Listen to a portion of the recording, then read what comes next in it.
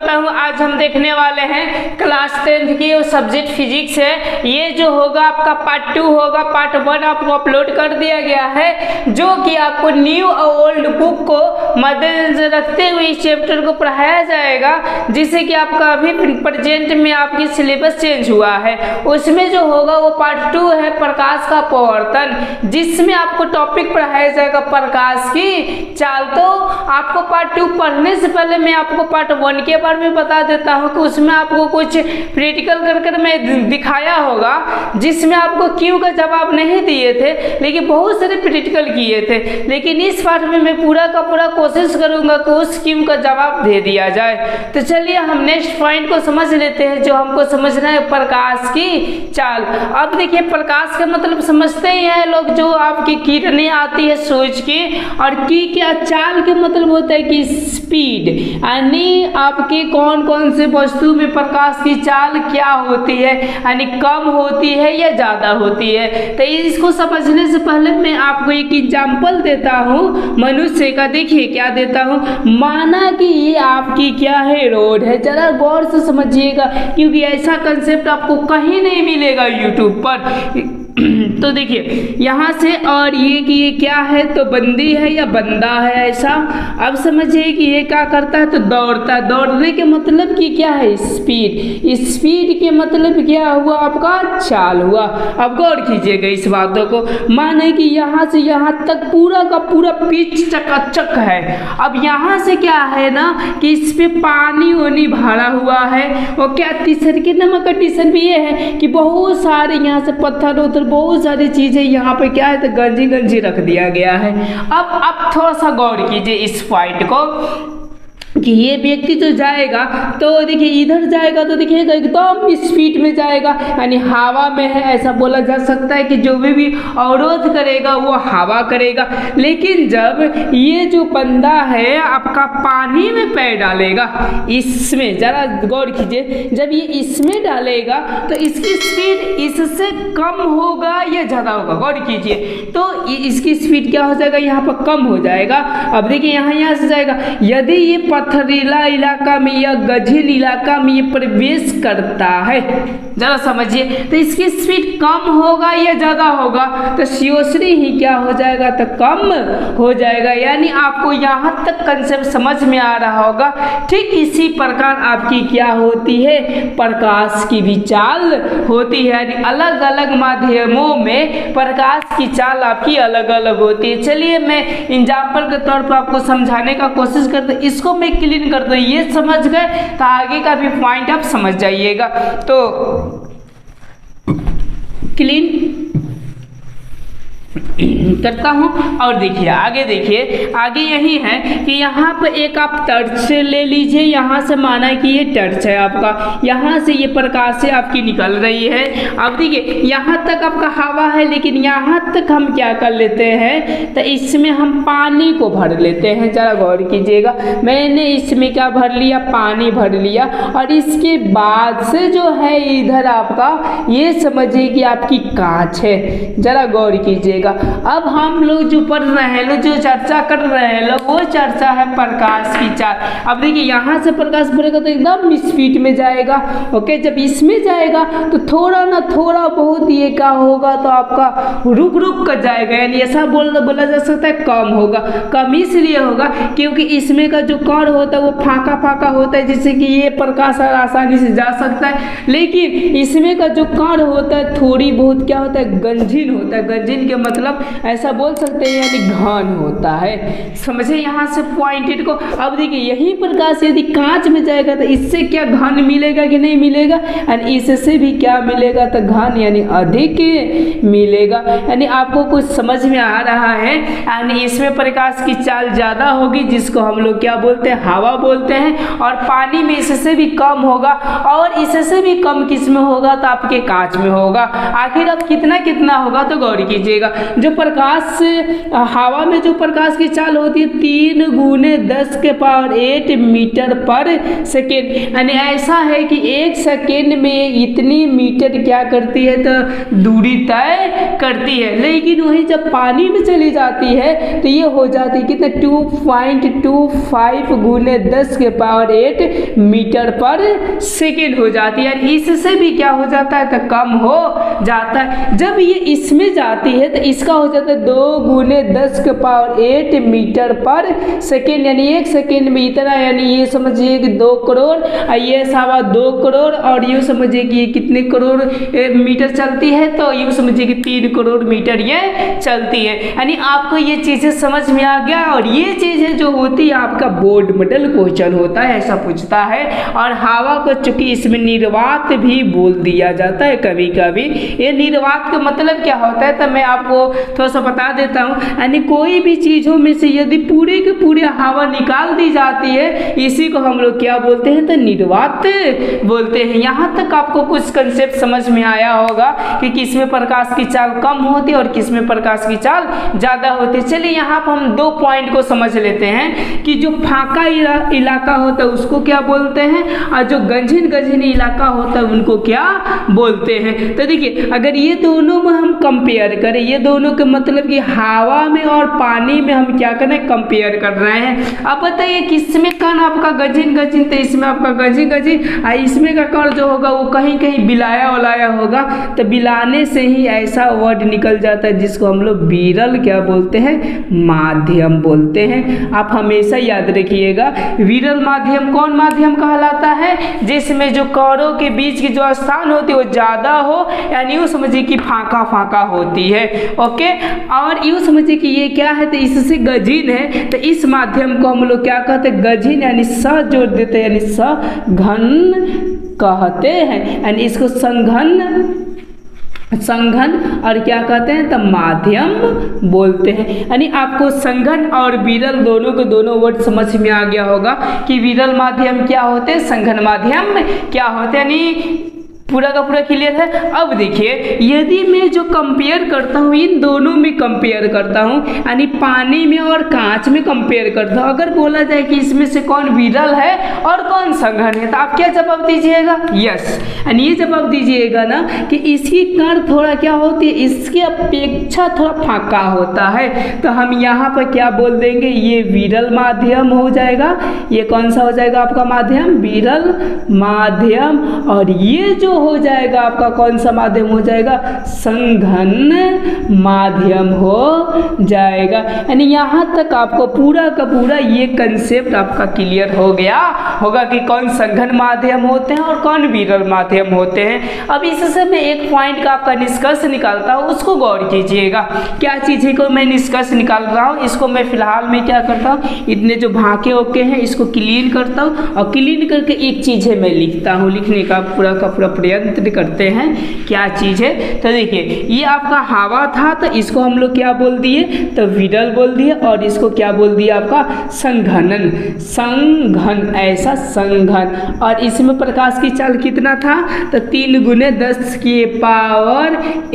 Metre पर second. यहाँ तक समझे। अब बताइए इसमें पर अगर ये दोनों को क्लियर थी कंपेयर किया जाए तो इसमें प्रकाश की जो चाल था वो क्या है, अधिक है, इसी से दिखाई दे रहा है, और इसमें प्रकाश की चाल क्या है, कम है। यहाँ तक आपको समझ में आ रहा है। अब चलिए इसे निकाल सकते हैं लोग निष्कर्ष।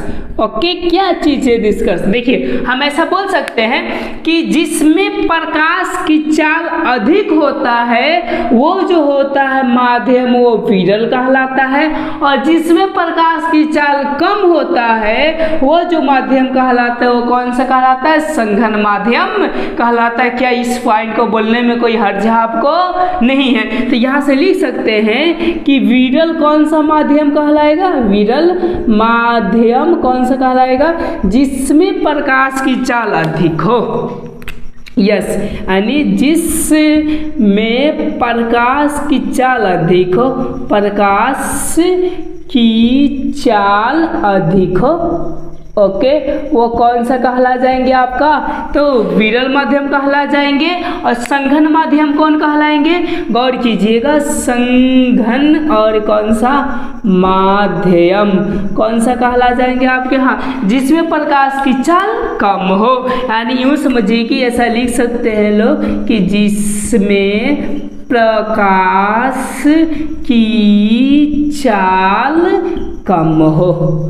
समझ रहे हैं बातों को, यहाँ तक कोई प्रॉब्लम होगा तो आप लोग बोल सकते हैं, ठीक है। अब चलिए आगे इसी कंसेप्ट को क्या हम लोग उल्टा कर सकते हैं लोग, ऐसा कि जिस पदार्थ में प्रकाश की चाल आपकी अधिक होगा उसको हम कौन सा माध्यम बोल देंगे, विरल माध्यम बोल देंगे। और जिस पदार्थ में प्रकाश की चाल कम होगा उसको कौन सा माध्यम बोल दिया जाएगा, तो संघन माध्यम बोल दिया जाएगा।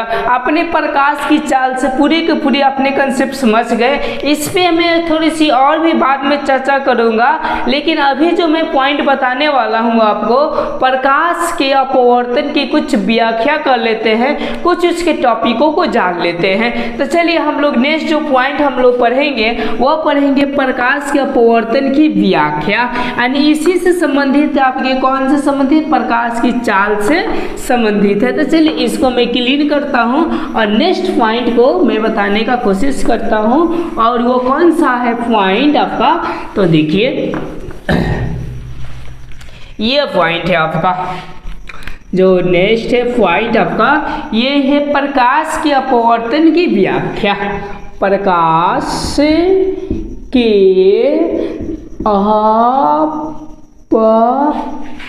अपवर्तन की व्याख्या। ओके, व्याख्या का मतलब कि उसके बारे में कुछ पौधों के बारे में जानना। जिस तरह हम लोग फर्स्ट पार्ट में प्रकाश के परिवर्तन की व्याख्या जाने थे, ठीक उसी तरह हम इसमें क्या जानेंगे, अपवर्तन की व्याख्या जानेंगे। हो सकता है कि यहाँ से आपका 3 नंबर के प्रश्न को दे सकता है, इसीलिए गौर कीजिएगा। तो यूँ समझिए कि अपवर्तन जानने के लिए हम कभी भी 2 माध्यम को लेते हैं, यानी कौन कौन से माध्यम, तो यूँ समझिए कि एक में यहाँ से आपका समझिए कि कांच को ले लेता हूँ, यहाँ से मैंने इसको कांच को ले लिया। गौर कीजिएगा, ये जो है वो है आपका कौन सा, ये कांच है। ओके, ये ऊपर कौन सा है आपका, हवा है। ओके, यहाँ तक समझ में आ गया। अब देखिए कहीं ना कहीं से तो यहाँ से समझिए सूर्य है आपका। ओके, यहाँ से प्रकाश आएगा या ना आएगा, यस आएगा। तो देखिए ये आएगा तो यहाँ पर क्या होगा, ऐसा पड़ेगा। तो इसको हम लोग कौन सा किरण बोलते थे लोग, यस आपतित किरण। कौन सा किरण कहला जाती है, आने वाली किरण को हम लोग आपतित किरण कहते हैं। किसमें, तो आपका परिवर्तन में भी, अपवर्तन में भी बोल सकते हैं, लेकिन आपका सुटेबल परिभाषा ये होगा ओके कि जब क्या करती है, वैसी किरणें जो 2 माध्यमों को बांटने वाली सतह पर पड़े, बांटने वाली क्या सतह को पड़े, उसी को हम लोग क्या कहते हैं, आपतित किरण। या तो जनरली बोल दीजिएगा कि आने वाली प्रकाश की किरणें को क्या बोलते हैं, आपतित किरण कहते हैं। अब चलिए, अब देखिए यहाँ पर पड़ेगा तो एक बिंदु होगा कि नहीं होगा, यस होगा। अब इसको हम लोग क्या बोल देंगे, तो कौन सा किरण पड़ रहा है, तो आपतित किरण पड़ रहा है। इसमें थोड़ी सी एडिटिंग कर कर इसको हम लोग बोल देते हैं कि आपतन बिंदु। आपको समझ में आ रहा है। अगर परिभाषा पूछी जाए आपतन बिंदु किसे कहते हैं, तो क्या हम जनरली नहीं बता सकते कि आपतित किरण जिस बिंदु पर पड़ती है, जिस बिंदु पर पड़ती है उस बिंदु को ही हम लोग क्या बोलते थे, तो आपतन बिंदु बोल देते हैं। उसके बाद से क्या होता है, ये रूल होता है कि उसके बाद से लंब खींचा जाता है ऐसा। ओके, यहाँ से क्या किया जाता है, तो लंब को खींचा जाता है, यानी सीधे खींचा जाता है। तो चूंकि आप जानते हैं कि इन दोनों के बीच में कौन सा कोण बनता है, आई कोण बनता है। तो ये कौन सा है, तो आपतित ही है। तो इसको हम लोग क्या बोलते थे, तो याद रखिएगा आपतन कोण बोल दिया जाता है। यहाँ तक आपको समझ में आ गया। अब चलिए, अब जब इसमें प्रकाश जाती है इस माध्यम में, तो आपको मैं प्रैक्टिकल में दिखाया था कि वो थोड़ी सी मुड़ जाती है। जैसे कलम का याद कीजिए कि वो कलम सीधा जाता था, लेकिन क्या होता था, इधर से मुड़ जाता था। ओके, तो यूँ समझिए कि यहाँ से क्या हो जाता है ना कि जब इसमें जाता है, ये वाला माध्यम में जब दूसरा का माध्यम में जाता है तो ये मुड़ जाता है हल्का किरण इधर की, जिसको हम लोग क्या बोल देते हैं, इसको आर बोल देते हैं। और इस किरण को हम लोग क्या बोल देते हैं, तो हमेशा याद रखिएगा, इसको अपरावर्तन यस किरण बोल दिया जाता है। अपरिवर्तित, ऐसा अपरावर्तित ऐसा भी बोल सकते हैं, तित किरण, अपरिवर्तित किरण। कभी कभी परिभाषा ये भी पूछता है कि अपरिवर्तित किरण किसे कहते हैं, तो हम ऐसा बोल सकते हैं, वैसी किरण जो दूसरी माध्यम में उसकी दिशाएं मुड़ जाती है, उसी को हम लोग क्या बोलते हैं, अपरिवर्तित किरण कहते हैं। यानी आपको प्रकाश का अपवर्तन की कुछ मैं पद बता रहा हूँ। यहाँ तक क्लियर हो गया। अब चलिए, अब इसको क्या बोलते हैं, तो याद रखिएगा क्या बोला जाता है, तो अपवर्तन कोण बोल दिया, बस इसमें आ जुट जाता है, तो क्या बोलते थे, अपवर्तन कोण कह दिया जाता है। समझ में आ गया। यानी जितने पद था मैंने बता दिया, पर एक चीज नहीं बताया कि ये खींचे गए लंब को हम लोग क्या बोलते हैं, तो याद रखिएगा अभी इसको लंब बोला जाता है। यहाँ तक कई प्रकार की आपके प्रॉब्लम होगा तो बोल सकते हैं। यानी प्रकाश के मैंने अपवर्तन के इतने सारे पदे हैं जो कि जानना नेसेसरी है। तो यहाँ तक आपने समझ गए होंगे। अगर बोलिएगा तो परिभाषा लिखवा देंगे, या तो आप लोग खुद लिख सकते हैं कि आने वाली किरण को हम लोग आपतित किरण कहते हैं, और जिस बिंदु पर आपतित किरण पड़ती है उसे हम आपतन बिंदु कहते हैं। उसके बाद से आपतन कोण किसे कहते थे, अभिलंब और आपतित किरण के बीच के कोण को हम लोग आपतन कोण कहते हैं। और अपवर्तन कोण किसे कहते हैं, तो अभिलंब और अपवर्तित किरण के बीच के कोण को हम लोग परिवर्तन कोण कहते हैं। अपरिवर्तित किरण किसे कहते थे, बहुत ही आसान है, किसे कहते हैं कि दूसरे माध्यम में जो किरण मुड़ती है उसी को हम लोग अपरिवर्तित किरण कह देते हैं। यहाँ तक कई प्रकार की आपको प्रॉब्लम होगा इस पदों को जानने में, तो आप लोग कमेंट कर सकते हैं। यदि नहीं होगा तो नेक्स्ट पॉइंट की ओर हम बढ़ते हैं। अब नेक्स्ट पॉइंट ये है ना कि इसका एक क्रियाकलाप कर देख लेता हूँ। क्रियाकलाप क्या है तो मैं आपको थोड़ा सा दिखाता हूँ। जैसा कि आपको ये कांच दिखाई दे रहा है और कांच में ये नींबू है आपका। ओके, जब मैं क्या करूँगा तो यहाँ से मैं इस नींबू को देखना चाहता हूँ ऐसा, तो देखिएगा ये थोड़ी थोड़ी आपको भी कैमरा में दिखाई दे रहा होगा। जैसे यहाँ से करेंगे तो देखिए दिखाई दे रहा होगा कि ये थोड़ी से थोड़ी जगह है, देखिए यहीं पर रख रहे हैं तब तक मुझको दिखाई दे रहा है कांच में। ओके, यानी थोड़ी सी भाग जा रहा है ऐसा, समझ रहे हैं। आखिर ऐसा क्यों हो जा रहा है, इसके आखिर क्या कंसेप्ट है, तो चलिए हम इस पॉइंटेड को भी हम इसमें चर्चा कर लेते हैं। यानी इससे संबंधित हम लोग क्रियाकलाप जानते हैं, जो कि हमारा नेक्स्ट पॉइंट रहेगा। ओके, चलिए हम जानते हैं।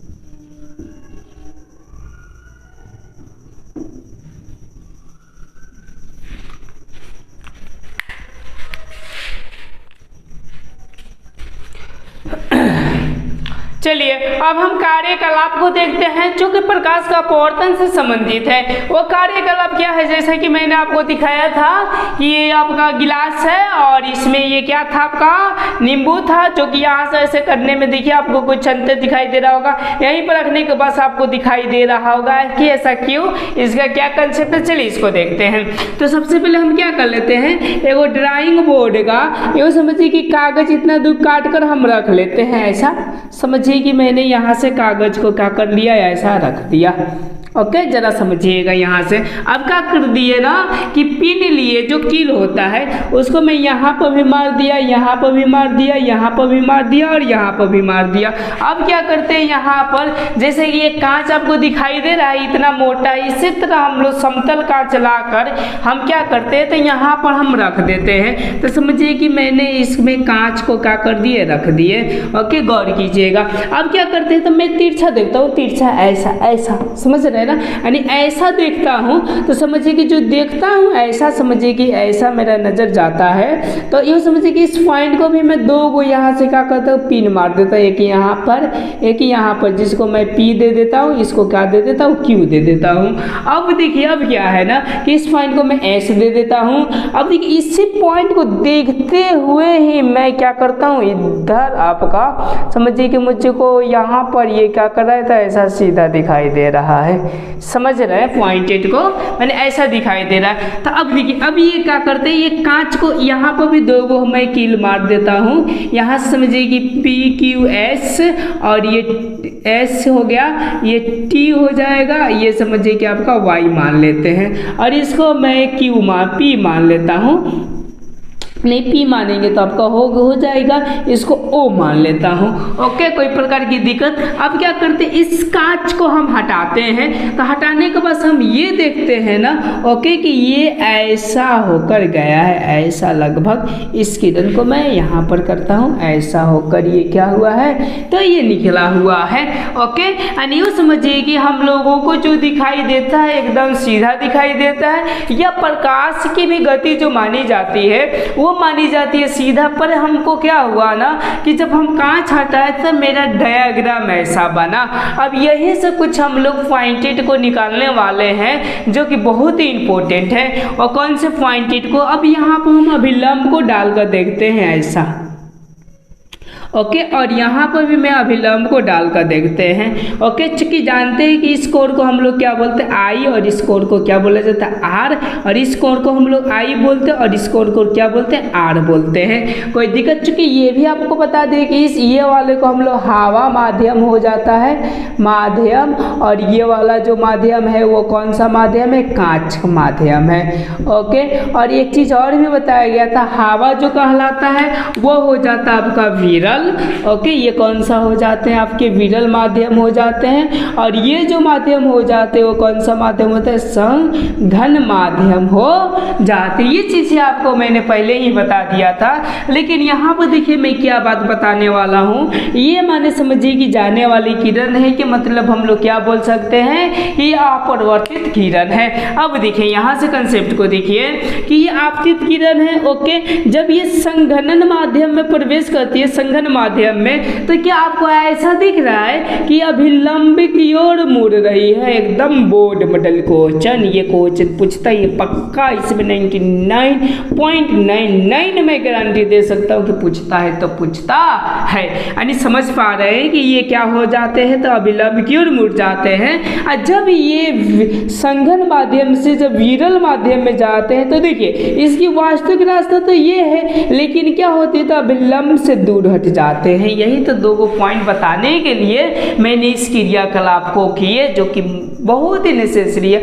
और ऐसा भी देखिए ना, अगर ये आई और आर के बारे में बात की जाए तो दोनों की बराबर है, नहीं है। यानी विरल माध्यम में जो है आपका आई, और जो संघन माध्यम में है जो आपका कोण आर, इससे बड़ा कोण है तो आपका आई है। यानी वो समझिए कि छोटा बड़ा हो सकता है पर बराबर नहीं हो सकता। तो इसका जो अपवर्तन का नियम होगा कुछ यूँ समझिए कि परिवर्तन के नियम से कुछ अलग होंगे।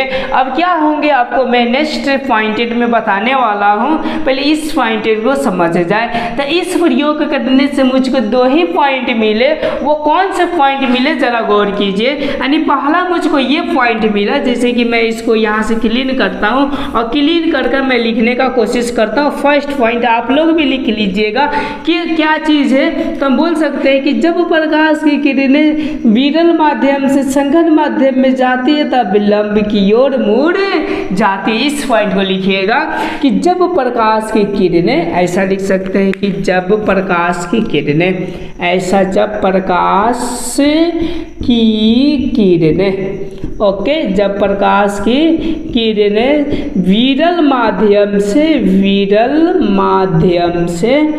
ओके, विरल माध्यम से संघन माध्यम में जाती है, संघन माध्यम में जाती है, ओके, तो अभिलंब की ओर मुड़ जाती है, अभिलंब की ओर मुड़ जाती है, की ओर मुड़ जाती है। समझ में आ रहा है? ये पॉइंट आप लोग नोट डाउन कर लीजिएगा, बहुत इंपॉर्टेंट, मस्ट इंपॉर्टेंट है। ओके, और जो दूसरा का पॉइंट हो जाएगा आपका यही हो जाएगा, जब प्रकाश की किरण ये विरल न होकर यहाँ पर संघन माध्यम से वो क्या होती है, जैसे कि ये संघन माध्यम से विरल माध्यम में जाती है, विरल माध्यम में जाती है, तो ये अभिलंब की ओर मुड़ती नहीं है, ये अभिलंब की ओर, समझिए अभिलंब से दूर मुड़ जाती है, ऐसा बोल सकते हैं कि अभिलंब से दूर मुड़ जाती है, मुड़ जाती है। आपको समझ में आ रहा है ये पॉइंट? यानी यहाँ पर दो चीज़ें आप लोग लिख लीजिएगा, इस प्रयोग के माध्यम से मैं यही बताया। चलिए हम नेक्स्ट पॉइंटेड की बात करते हैं। वो है आपके पॉइंट कि जब हम प्रकाश को सीधा का सीधा देते हैं तो क्या वो अपवर्तन के बाद मुड़ता है कि नहीं मुड़ता है, या कितने डिग्री के कोण बनाते हुए चला जाता है। तो नेक्स्ट पॉइंट हम लोग यही देखेंगे कि जब प्रकाश को लंबवत दिया जाए। ओके, तो मैं इसको क्लीन करता हूँ, क्लीन करके इस पॉइंट को बताकर और एक पॉइंट को बताकर इस वीडियो को आपका क्लोज किया जाए। हो सकता है कि ये वीडियो आपका लंबा कुछ खिंचाने वाला है। तो क्लासेस है लगभग आपका 45 मिनट तक खिंचाएगा, और जब टॉपिक पढ़ाया जाएगा तो देखा जाएगा। ओके, अब क्या बताने वाले हैं, नेक्स्ट टॉपिक आपका ये लिख लीजिएगा कि जब प्रकाश को ऐसा, जब प्रकाश की किरण लंबवत हो, जब लिखो, जब प्रकाश की किरण लंबवत हो, किरण को लंबवत दिया जाता हो, लंबवत दिया जाए। ओके, तो क्या होता है, चलिए इस पॉइंट को हम लोग विचार कर लेते हैं, क्योंकि ये भी आपका इम्पोर्टेंट है। यानी क्या है तो समझिए कि ऐसा, और ये क्या है, ऐसा आपका एक कांच का सिली है, ऐसा हम लोग ले लिए। ओके, और प्रकाश को एकदम सीधा का सीधा दे रहे हैं, यानी कितने डिग्री पर दे रहे हैं, 90 डिग्री पर। ओके, तो जिस तरह हम लोग सीधा होते हैं उसी तरह ये बेचारा क्या हो जाता है, सीधा होकर निकल जाता है। यानी यहाँ पर भी कितना डिग्री का कोण बना देता है, तो 90 डिग्री का बना देता है। यदि इस साइड का टोटल पूछा जाए कितना डिग्री के कोण बनाते हुए जाता है, यस, यानी कितने डिग्री के कोण बनाते हुए जाता है, 180 डिग्री के कोण बनाते हुए जाता है। यानी 90 ये और 90 ये। यानी यहाँ पर हम लोग एक पॉइंट निष्कर्ष भी लिख सकते हैं कि जब प्रकाश की किरण लंबवत दी जाती है तो बिना मुड़े हुए ही बाहर निकल जाती है। यानी ये पॉइंट से ये निष्कर्ष निकला कि बिना मुड़े हुए ही, बिना क्या हुए जी, यस, मुड़े हुए ही वह बाहर निकल जाती है, बाहर निकल जाती है।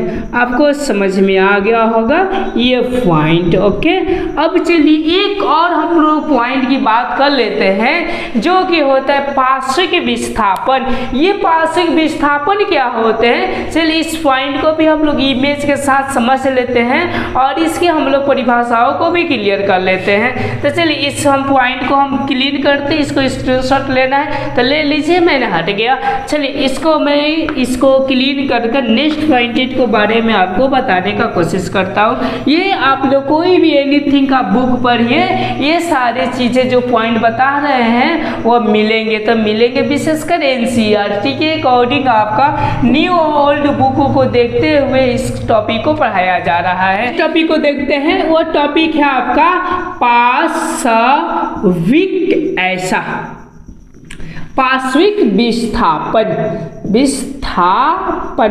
ओके, समझ में आ रहा है। आखिर ये चीजें क्या होती है पार्श्विक विस्थापन, तो चलिए इस पॉइंट को हम लोग देखते हैं इमेज के साथ में। तो मैं यहाँ से क्या कर लेता हूँ, तो एक सिली ले लेता हूँ, वहीं आप बर्फ का सिली लीजिए तो या कांच का सिली लीजिए तो बात आपका बराबर है, बस माध्यम चेंज होना चाहिए। एक आपका माध्यम विरल होना चाहिए और दूसरे माध्यम आपका संघन होना चाहिए। चलिए यहाँ से भी मैं किरण को क्या कर लेता हूँ, तो तिरछा ले लेता हूँ, जैसा कि आपको दिखाई दे रहा है ये तिरछा है। ओके और यहाँ से मैं क्या कर लेता हूँ, लंब डाल लेता हूँ। चूंकि आप जानते हैं कि ये क्या होगी, तो अभी लंब क्यों, इसकी वास्तविक देखिए ना किरण आपका ऐसा दिखाई दे रहा है, ये इसकी वास्तविक किरण है। ओके पर ये वास्तविक ना होकर यहाँ से क्या हो जाती है, ये थोड़ी सी मुड़ जाती है, ऐसा समझ रहे हैं। और फिर ये यहाँ से भी क्या होता है, तो यहाँ से विलंब डालते हैं और इसकी वास्तविक ये है, पर ये क्या होती है जब विरल संघन माध्यम से जब विरल में जाती है तब विलंब की ओर से क्या हो जाती है, यहाँ से ऐसा मुड़ जाती है। समझ में आ रहा है बातों को। कोई प्रकार की इश्यू होगा तो आप लोग बोल सकते हैं। अब देखिए इसकी वास्तविक क्या है रास्ता, ये होना चाहिए, ऐसा होना चाहिए, समझ रहे हैं ना, लेकिन ये इधर क्या हो जाती है, तो आपका मुड़ जाती है। समझ में आ रहा है। तो देखिए ये निकलने वाली किरण को अब क्या बोला जाता है, इधर का तो सब पाई पाई आपको बता दिए, फिर बताने की कोई जरूरत नहीं है, लेकिन बोलिएगा तो बता देंगे आई होता है, ये होता है। तो हम मेन पॉइंट की बात करते हैं। तो ये हमारा किरण बाहर निकल रहा है, तो बाहर निकलने वाली किरण को क्या बोलते हैं, याद रखिएगा, यस निर्गत क्या बोला जाता है, तो किरण बोल दिया जाता है। आपको समझ में आ गया कि निर्गत किरण क्या है। अनियो समझिए कि जब क्या होती है संघन माध्यम से वह विरल, सॉरी ऐसा बोलिएगा कि विरल माध्यम से संघन माध्यम, फिर संघन माध्यम से जो विरल माध्यम में निकलने वाली जो फाइनली जो किरण होती है उसी को हम लोग क्या बोलते हैं, निर्गत किरण बोलते हैं। अब देखिए इस किरण को हम लोग क्या बोलते हैं, तो आपतित किरण बोलते हैं, यानी ये किरण आपके क्या कहला जाएगा, आपतित ये किरण कहला जाएगा। समझ पा रहे हैं आप लोग इस पॉइंटेड को। अब देखिए अब इन्हीं दोनों के बीच में देखिए ना कुछ लंबवत ये दूरी है, इतनी की क्या हो जाती है, गैप हो जाती है। जैसा कि मैं आपको एग्जाम्पल के तौर पर समझाने का कोशिश करता हूँ कि ये आपकी कांच है, ओके, और यूँ समझिए कि यहाँ से प्रकाश आ रहा है, ये कोई वस्तु है नींबू। अब देखिए ना मैं यहाँ से ले जाऊंगा तो कुछ ना कुछ इधर भागेंगे, देखिएगा ऐसा, देखिए आपको दिखाई दे रहा है, आपको कुछ दूर से ही दिखाई दे रहा है कि कुछ इधर भाग जा रहा है। देखिए मैं प्रयोग इसको बार बार कर रहा हूँ, आप गौर कीजिए इस प्रयोग पर। आपने गौर किए, यस थैंक यू, ओके, यानी ऐसे भाग जाते हैं, यानी इनके बीच की यानी आपतित किरण की जो वास्तविक जो होती है ना, इनके बीच में कुछ कमी, सॉरी कमी नहीं, गैप हो जाता है। और इसी गैप को याद रखिएगा, हाँ यस इसी गैप को हम लोग क्या बोलते हैं, तो पार्श्विक विस्थापन बोलते हैं। यानी परिभाषाएं क्या हो जाएंगे, हम ऐसा बोल सकते हैं कि आपतित किरण और निर्गत किरण के बीच की लंबवत दूरी को पार्श्विक विस्थापन कहते हैं। समझ आ रहा है। ये पॉइंट आपका पूछता है कि पार्श्विक विस्थापन किसे कहते हैं। फिर से देख लीजिए कि आपतित किरण और निर्गत किरण के बीच की जो भी दूरियां होती है लंबवत, उसी को क्या बोली जाती है, पार्श्विक विस्थापन बोली जाती है। चलिए मैं यहाँ पर उसी परिभाषाओं को नोट कर देते हैं। क्या होगा परिभाषाएं, तो आपतित किरण, ऐसा आपतित किरण और यस निर्गत किरण के बीच की, निर्गत किरण के बीच की लंबवत दूरी, बीच की लंबवत दूरी, लंबवत दूरी को, यस वेरी गुड, लंबवत दूरी को हम लोग क्या बोलते हैं, यस पार्श्विक विस्थापन बोल दिया जाता है, पार्श्विक विस्थापन कहते हैं। यस आपको समझ में आ रहा है। और पार्श्विक विस्थापन आप बहुत जगह देख सकते हैं, जैसे कि आप कभी टेम्पो में बैठिएगा, आगे वाला में बैठिएगा, कभी इधर से झांक कर देखिएगा, कभी बाहर से देखिएगा, आपको जो आगे वाला साइकिल बाइक वाला होगा ना कुछ एक्सचेंजिंग दिखाई देगा। समझ रहे हैं ना। अगर वही मोटा हो जाएगा ना तब नाला यहाँ पर है, ओके, तो वो दिखाई देगा कुछ दूर, ओके, तब तक वो नाला में ही घुसा देगा। तो ऐसा होता नहीं है, यानी वो कम पतला होता है, जिसकी वजह से पार्श्विक विस्थापन भी थोड़ा सा होता है। कोई भी ड्राइवर क्या होता है, कोई भी इलाका होता है गिरने वाला, उससे एक हाथ छोड़िए कर चलाता है, जिससे कि वो क्या हो जाता है, बच जाता है। इसी बहुत जगह क्या होता है तो इसका यूज होता है। जैसे कि मैं आपको और भी बता दूं, जैसे मकान उकान की खिड़की और की जो होती है, ओके, वहाँ पर भी देखे होंगे, वहाँ पर भी पार्श्विक विस्थापन होता है। पर क्या होता है ना, कांच पतला होने की वजह से उतना आपको समझ में आता होता नहीं। एक पॉइंट का आप लोग याद रखिएगा, कांच जितने ही मोटा होता है उतना ही आपका क्या होता है, पार्श्विक विस्थापन होता है। जैसा कि आपको दिखाई दे रहा होगा कि ये जो कांच है ना आपका, ज़्यादा ये मोटा नहीं है, यानी बहुत ही पतला है, जिसकी वजह से उतना पार्श्विक विस्थापन नहीं हो रहा होगा, लेकिन थोड़ा ना थोड़ा आपको दिखाई दे रहा होगा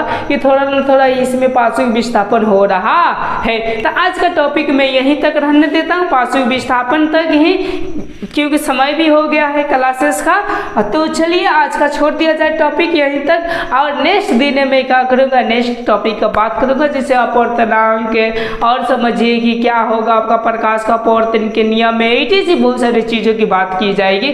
थैंक यू। यदि मेरा वीडियोज आपको फ़ायदेमंद यूजफुल लगता है तो सब्सक्राइब करके मेरे साथ में जुड़ सकते हैं और अपने दोस्तों के साथ शेयर कर सकते हैं।